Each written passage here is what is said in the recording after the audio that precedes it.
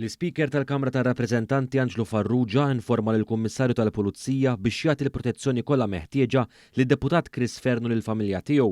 Dan waqt ruling fil-bidu tas-seduta parlamentari tat-Tlieta wara li jum qabel id-Deputat mexxej l-Affarijiet tal-Parlament tal-Partit Laburista Chris Fearne talab il-protezzjoni tas-sedja biex ikun jista' jkompli jaqdi dmirietu.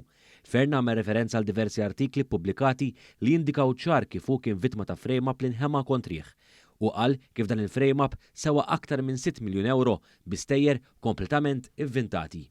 Edda dal-istess ruling tinforma l-Kummissarju tal-Pulizija biex minn barra l-istess investigazzjoni li qed jagħmel jara li jagħti l-protezzjoni kollha meħtieġa kif mitluba novi Chris Fearne u l-familja tiegħu. Ir-ruling huwa deċiż.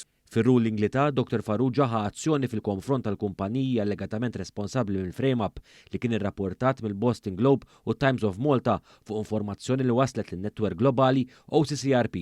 Is-sejda tħoss li f'dan il-każ partikolari u uniku wara l-qari ta' dar ruling tordna l-iskrivan tal-Kamra tgħaddi kopja ta' dar ruling lill-Ministeru tal-Affarijiet Barranin biex jinnotifika b'not verbal lill-Ambaxxata Amerikana u l-High Commission Ingliża fejn jidhru l-kumpaniji li allegatament kienu wara l-moħħ tal-msemmija fake news indikat. Dan biex bekk dawn l-allegazzjonijiet jingħataw anke priorità assoluta u jiġu investigati mid-Dipartiment tal-Ġustizzja tal-Istati Uniti apparti l-investigazzjonijiet li diġà hemm għaddejjin mill-Pulizija Maltija.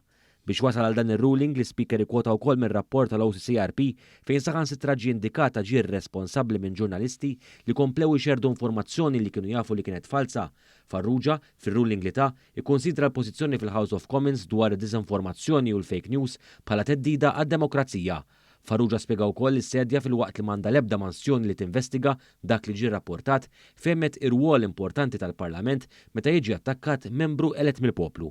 Brabta ma' dan it-tnejn il-Prim Ministru Robert mill-ġdid ikkundanna l-allegazzjonijiet fil-konfront ta' Chris Fearne.